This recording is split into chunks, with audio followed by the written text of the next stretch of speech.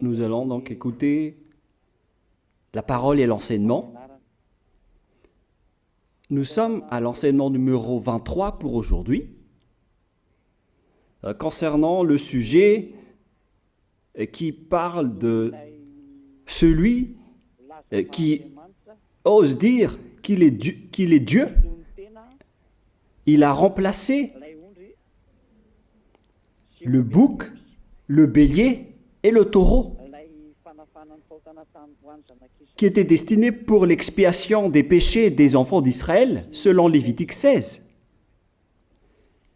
Dans Lévitique 16, nous voyons donc les béliers, les boucs et les taureaux pour l'expiation des péchés des enfants d'Israël, une fois chaque année. Et c'est ce schéma que nous allons vous enseigner en ce moment. En fait, j'ai déjà donné cet enseignement, mais je le rappelle aujourd'hui.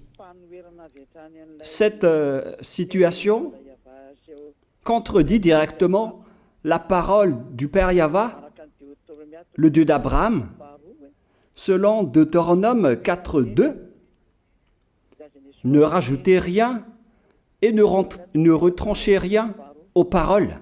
C'est dans Deutéronome 4.2 et aussi dans Deutéronome chapitre 13, à partir du verset 1, ou Deutéronome 12, 32. Nous allons donc lire maintenant Deutéronome 12, 32, car nous avons déjà vu autrefois le Deutéronome 4.2. Donc dans Deutéronome 12, 32, vous observerez et vous mettrez en pratique toutes les choses que je vous ordonne. Vous n'y ajouterez rien et vous n'en retrancherez rien. Voilà donc dans le Deutéronome 12, 32. Et dans Deutéronome 4.2, je vais répéter, Deutéronome 4.2, vous n'ajouterez rien à ce que je vous prescris et vous n'en retrancherez rien, mais vous observerez les commandements de Yahva, votre Dieu, tels que je vous les prescris. Cette parole précise bien alors que il ne faut pas rajouter ni retrancher les paroles que je vous ai données. De quelles paroles parle-t-on? Nous allons lire Lévitique chapitre 16 pour voir quelles sont les lois d'expiation des péchés pour les enfants d'Israël. Les voilà. C'est dans Lévitique chapitre 16, verset 3 d'abord, pour commencer. Voilà donc ce qu'on ne doit pas changer, alors que nous avons tous su, nous avons tous vu qu'ils les ont remplacés par Jésus ou Jesus. Ce n'est pas une diffamation, nous le voyons tous. Alors que chacun réfléchisse. Lévitique chapitre 16, verset 3. Voici de quelle manière Aaron entrera dans le sanctuaire. Il prendra un jeune taureau pour le sacrifice d'expiation et un bélier pour l'holocauste. Voilà, nous le voyons tous clairement, cette parole. Il existe donc le fait d'apporter un jeune taureau pour le sacrifice d'expiation, ainsi qu'un bélier pour l'holocauste. Verset 5. Il recevra de l'assemblée des enfants d'Israël 2 boucs pour le sacrifice d'expiation et un bélier pour l'holocauste. C'est-à-dire, en même temps, il y a un sacrifice de taureau, de bélier et de bouc. Lévitique chapitre 16, toujours, mais dans le verset 34. Ce sera pour vous une loi perpétuelle. Voilà. Il se fera une fois chaque année l'expiation pour les enfants d'Israël à cause de leurs péchés. Nous sommes déjà au verset 34 pour information. Verset 34. Voilà. Ce sera pour vous une loi perpétuelle. Quelle est cette loi perpétuelle? C'est le fait de sacrifier les béliers, les boucs et les taureaux qui vont être tués pour sacrifice, pour l'expiation des péchés des enfants d'Israël. Selon le verset 34, ce sera pour vous une loi perpétuelle. Il se fera une fois chaque année l'expiation pour les enfants d'Israël à cause de leurs péchés. Il y a une partie de votre texte qui est cachée en bas. À cause de leurs péchés. Voilà. Ici, donc, c'est bien clair que l'expiation du péché qui se fait une fois chaque année pour les enfants d'Israël, qu'on ne peut ni ajouter ni retrancher, ce sont les sacrifices des béliers, de taureaux et de boucs. On ne peut pas changer cela. On ne peut pas les remplacer en Jésus ou en Jesus. C'est une loi perpétuelle. Donc, si vous observez les 10 commandements, vous devez apporter des sacrifices de taureaux, de béliers et de boucs si vous voulez être expié de vos péchés. Voilà le schéma. Alors que, en réalité, la situation pour les religieux étranges, on ne voit pas ce qu'il veut en venir, mais ils ont osé intégrer Jésus ou Jesus pour remplacer le bélier, le taureau ou le bouc. Et ce sont eux-mêmes qui le confirment jusqu'à aujourd'hui.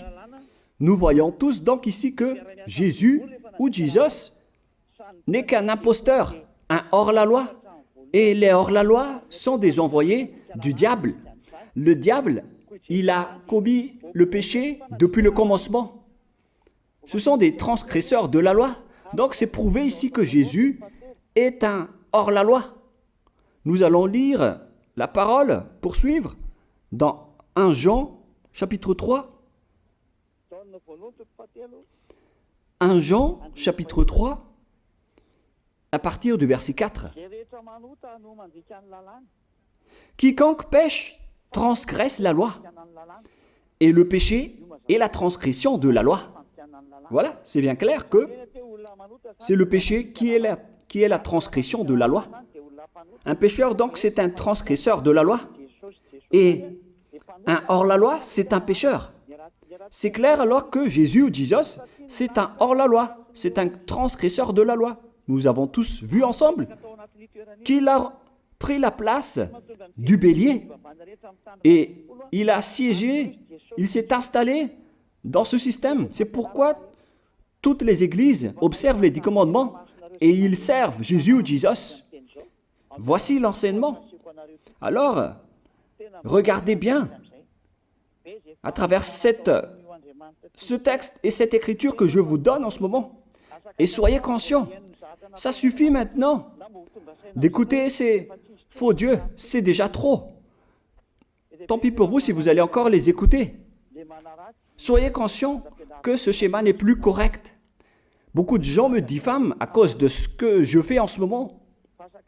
Ils ne supportent pas la vérité. Mais ça dépend de chacun de vous. Et moi, je vous avertis, pour vous qui vont être baptisés et qui veulent être baptisés, mais qui entendent les diffamations et les critiques des autres, ne croyez pas en cela. Ce ne sont pas du tout vrai. La parole de Élia est directe. Ce ne sont que des mensonges. L'ôtement du péché, ce sont des personnes qui sont non-pécheurs qui peuvent le faire. Ce n'est pas logique de dire que les fidèles sont ôtés des péchés et le leader est un pécheur. Ce n'est pas du tout écrit dans la Sainte Écriture. Ce qui est écrit dans la Bible, c'est que le bon arbre donne de bons fruits et le mauvais arbre de mauvais fruits. Et le bon arbre ne donne jamais de mauvais fruits et le mauvais arbre ne donne jamais de bons fruits. Ce sont les bons arbres qui donnent des bons fruits et les mauvais arbres qui donnent des mauvais fruits. Et donc, si l'ambassadeur de Yahushua, Zédia Elia, a produit des personnes qui ne pêchent plus, alors il est bon, il est une bonne personne. Il n'a jamais fait aucun mal, même pas le moindre mal. Voilà donc la leçon pour vous, car dans le cadre de ce baptême qui va arriver, il y a beaucoup de diffamation et de critiques. Donc je vous conseille de ne pas écouter cela, car ce n'est pas du tout la vérité. Ils font ça juste pour diffamer et blâmer la bonté de Yahushua, alors ne les suivez pas. Donc là, on voit bien que ce n'est pas de la diffamation. Nous avons tous vu ensemble. Je vous ai donné la parole. On a tous écouté et vu ensemble. On a jugé ensemble. Est-ce que ce Jésus ou Jésus a fait la vérité? Est-ce qu'il a dit la vérité ou pas? Si nous avons vu le livre de Moshe, venant du Dieu d'Abraham, qui a dit « Ne rajoutez pas et ne retranchez pas à ma parole ». Nous avons vu alors que ils ont remplacé par ce Jésus ou Jésus les sacrifices d'expiation du péché, en disant après que c'est ce dernier qui ôte les péchés. Ce n'est pas du tout vrai. Celui qui peut ôter les péchés selon les 10 commandements, c'est le bélier, ou bien le taureau, ainsi que le bouc. Ce sont ces bêtes qui peuvent ôter les péchés. Quelle est alors la raison pour laquelle les religieux sont entrés dans ce mauvais schéma? Car c'est vraiment un schéma qui transgresse la loi. Car ils ont contré bêtement le livre du Lévitique chapitre 16. Ils l'ont contré bêtement, directement. Et après, ils ont remplacé par leur faux Dieu. Un faux Dieu car c'est directement un hors-la-loi. Il a contredit le Dieu d'Abraham. Nous voyons la preuve ici qu'il a contredit vraiment le Dieu d'Abraham, qu'on appelle par le nom de Yahava et Yahushua son fils. Car ce Dieu d'Abraham, il a bien dit qu'il ne faut ni ajouter ni retrancher à ses paroles. Il faut les observer car ce sont les commandements de Yahva, ton Dieu. Et ces lois qu'on ne doit pas rajouter ni retrancher veut dire qu'il ne faut pas toucher au Lévitique chapitre 16, car c'est ce livre qui ôte les péchés. Alors que nous voyons tous que personne ne le pratique plus. Si les 10 commandements, si les prêtres et les pasteurs pratiquent bien les 10 commandements, alors ils doivent faire le sacrifice de bélier et de taureau et de bouc pour l'expiation de leurs péchés. Alors que nous voyons tous que personne ne le fait plus. Alors qu'en même temps, ils observent les 10 commandements. C'est donc de la transgression de la loi. Et en plus, ils ont enlevé le Lévitique 16 en le remplaçant par Jésus ou Jesus. C'est-à-dire qu'ils ont contredit la parole du vrai Dieu, le Dieu d'Abraham. Et est-ce que vous allez encore oser contredire cette vérité? Est-ce que vous allez encore dire que vous êtes dans la vérité, que vous êtes dans la justice? Mais qu'est-ce que vous cherchez? Vous cherchez à prier et à servir le Dieu d'Abraham. Si vous voulez servir le Dieu d'Abraham, vous n'allez pas enlever le Lévitique 16, vous allez restaurer le Lévitique 16. Mais est-ce que vous allez encore oser le faire? Est-ce que vous pouvez encore le faire? La réponse, non. Vous ne pouvez plus le faire. Alors que il s'agit de l'expiation de vos péchés. Et dans ce cas-là, c'est obligatoire de le faire. J'ai expliqué l'essentiel jusque-là, et après je vais vous donner la raison pour laquelle ils ont fait cette grande folie en intégrant dans le Lévitique 16, à la place du Lévitique 16, leur faux Dieu. C'est vraiment de la transgression de la loi. Vous n'avez pas servi le Dieu d'Abraham. Il n'aurait pas dû faire ça jusqu'à la fin, car il a dit qu'il ne faut pas ajouter ni retrancher à ses paroles, alors que vous avez osé le contredire et les changer. Nous allons donc voir maintenant dans Psaume chapitre 40, quelle est la raison pour laquelle les prêtres et les religieux ont arrêté le Lévitique 16 en le remplaçant par Jésus ou Jesus pour remplacer les boucs, le bélier et les taureaux. Et je vais vous expliquer la raison. Et eux, ils ne peuvent pas le nier car ils l'ont fait. Et si, par exemple, ils ne connaissent pas, alors il ne faut plus faire du n'importe quoi. Il faut que vous soyez enseigné par Élia, si vous voulez encore sauver votre esprit. Mais si vous ne voulez pas, alors tant pis pour vous et assumez les conséquences. Psaume chapitre 40, versets 6 à 8. Psaume 40, versets 6 à 8. Voilà donc le dégât qu'ils ont subi. Tu ne désires ni sacrifice ni offrande. Tu m'as ouvert les oreilles.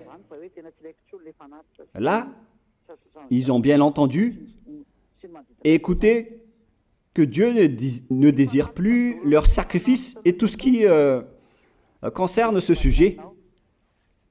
Tu ne demandes ni holocauste, ni victime expiatoire. Ici donc, on est arrivé au stade où on n'a plus besoin des sacrifices.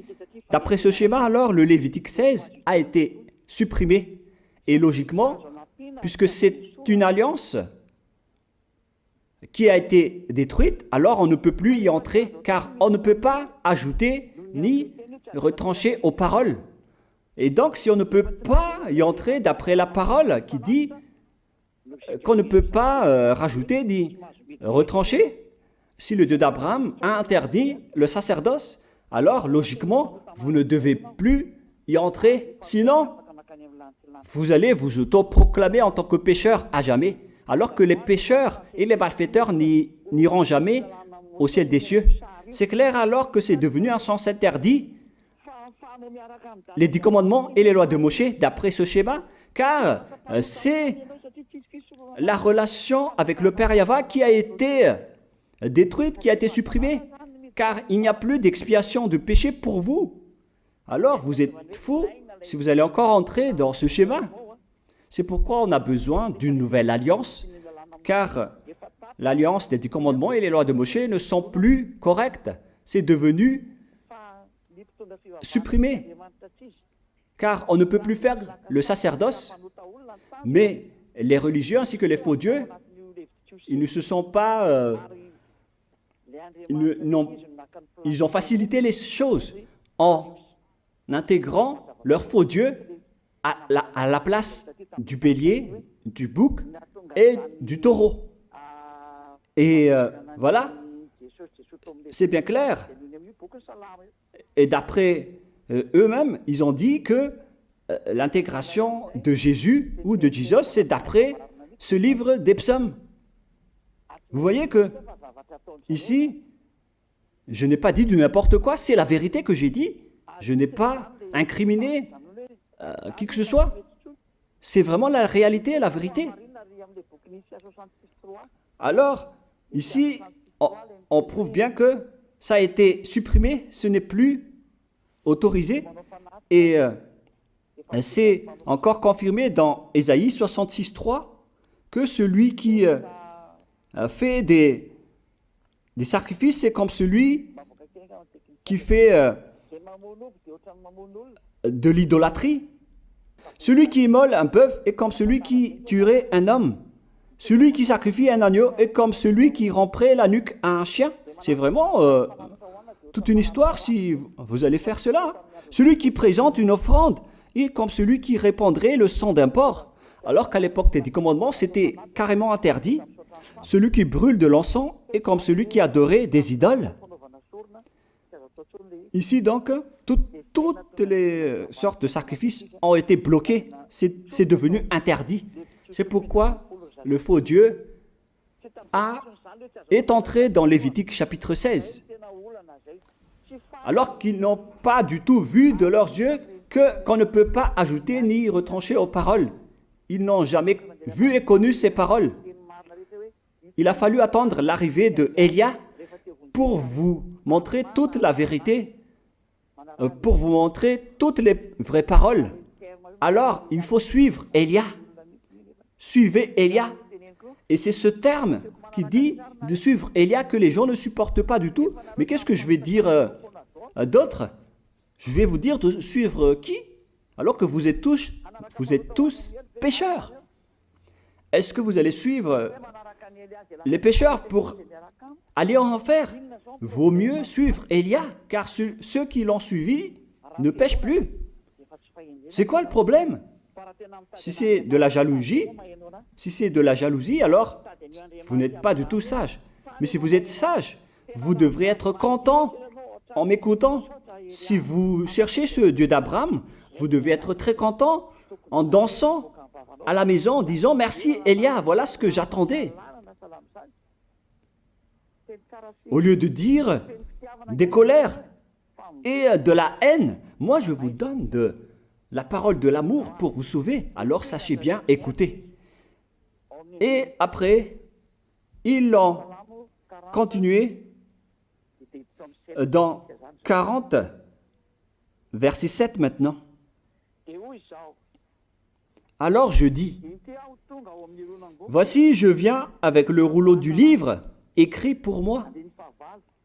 Verset 8, je veux faire ta volonté, mon Dieu, et ta loi est au fond de mon cœur. Et eux, ils ont pris cette parole en disant que nous avons vu ce terme de rouleau du livre et directement, ils ont dit que on doit intégrer dans les 10 commandements le Fils du Très-Haut qui s'appelle Yahushua. Ils l'ont intégré dans les 10 commandements. Pour vous qui sont dans le mauvais sens, vous l'appelez Jésus. Vous avez intégré dans les 10 commandements votre Jésus, mais Yahushua n'entrera jamais là-dedans car c'est vraiment interdit, c'est un tabou. Le sens du rouleau du livre que Yahushua a parlé ici, c'est qu'on parle de son histoire dans le Sefer Torah juif. C'est-à-dire que le Sefer Torah juif a parlé de lui. Nous allons lire la parole à ce sujet. En parlant du rouleau du livre, ce n'est pas qu'il est entré dans le Lévitique 16. Non, c'est un tabou, c'est interdit. Mais il a parlé de son histoire. En parlant du rouleau du livre, nous allons lire la parole concernée à ce sujet. Selon Luc, chapitre 24, verset 44. Luc 24, 44. Puis il leur dit, « C'est là ce que je vous disais lorsque j'étais encore avec vous, qu'il fallait que s'accomplisse tout ce qui est écrit de moi dans la loi de Moïse, dans les prophètes et dans les psaumes. » Toutes les paroles qui parlent de lui dans la loi de Moïse, dans les prophètes et dans les psaumes. C'est ça qu'on parle ici. Mais il n'a jamais dit qu'il va remplacer le Lévitique 16. Au contraire, c'est un tabou, c'est un blasphème devant le Père Yahva, qui a déjà dit qu'il ne faut jamais ajouter ni retrancher ses paroles. Donc, les paroles qui parlent de lui, ce sont les paroles de la nouvelle alliance qu'il va instaurer, qu'il va exécuter. La raison pour laquelle il sera crucifié, c'est qu'il va instaurer la nouvelle alliance en versant son sang. Voilà de 1. Maintenant, nous allons lire le livre de Jean 5, 46. Jean 5, 46.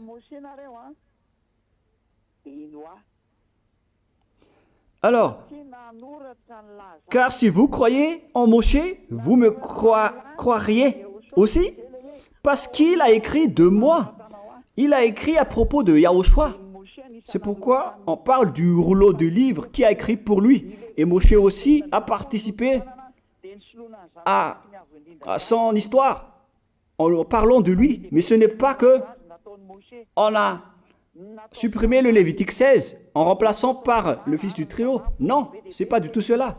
Il y a beaucoup de paroles qui a parlé de lui depuis les lois de Moshe, depuis les prophètes et depuis les psaumes. C'est pour ça qu'on parle du rouleau du livre qui a écrit à propos de lui. Mais ce n'est pas que vous allez supprimer le Lévitique 16 en le remplaçant par le fils du Très-Haut. C'est vraiment une abomination de votre part. Je vous ai donné maintenant l'explication. Il ne faut pas rajouter ni retrancher aux lois de Moshe. C'est une alliance en bonne forme qu'on ne peut pas toucher ni enlever. C'est dans Galates 3,15. Galates 3,15. Une disposition en bonne forme ne doit pas être changée ou transformée. Les lois de Moshe, c'est une alliance en bonne forme qu'on a versé le sang de Zébu en plus. Donc on ne peut ni retrancher ni rajouter. Le pire alors, c'est que vous qui êtes les fidèles de Jésus, vous l'avez intégré dans les lois de Moshe en remplaçant le Lévitique 16. On parle de votre Jésus ou Jesus. Je vous pose la question, est-ce que vous oserez dire que vous n'êtes pas pécheur à ce sujet? Car c'est vraiment de la transgression de la loi de la part de votre faux Dieu. Donc s'il est pécheur, alors logiquement vous êtes aussi pécheur. Et vous-même, vous avez dit que vous êtes pécheur. Voilà ce que vous avez fait. Et vous n'allez jamais être épargné. C'est pourquoi je vous appelle tous maintenant. Soyez baptisés et sauvez votre chemin, c'est-à-dire votre esprit. Sauvez votre esprit car il ira en enfer si vous ne le sauvez pas. Pour vous qui serez baptisés bientôt, l'explication est claire. Alors prenez une décision maintenant. N'écoutez jamais les diffamations qui sont faites par les diables. Ce sont eux qui vous empêchent d'aller vers la vérité. Ne soyez plus des poubelles dans votre conscience. N'acceptez plus cela. Il faut écouter l'envoyé du ciel des cieux, c'est-à-dire moi. Voilà l'explication. Vous avez fait du n'importe quoi avec votre faux Dieu. C'est votre faux Dieu qui a péché au commencement. Et logiquement, donc, vous avez tous aussi transgressé la loi avec lui. Et maintenant, vous êtes tous dans le péché. Et vous vous abritez dans la parole qui dit Dieu n'est pas venu pour appeler les justes, mais les pécheurs, pour se repentir. Le problème, c'est que c'est votre Dieu qui est vraiment un pécheur. Voilà le schéma qui prouve qu'il est pécheur. Donc, je vous souhaite à tous d'être bénis par Yahushua. Prions ensemble. Merci infiniment, Père Yahva, pour cette parole.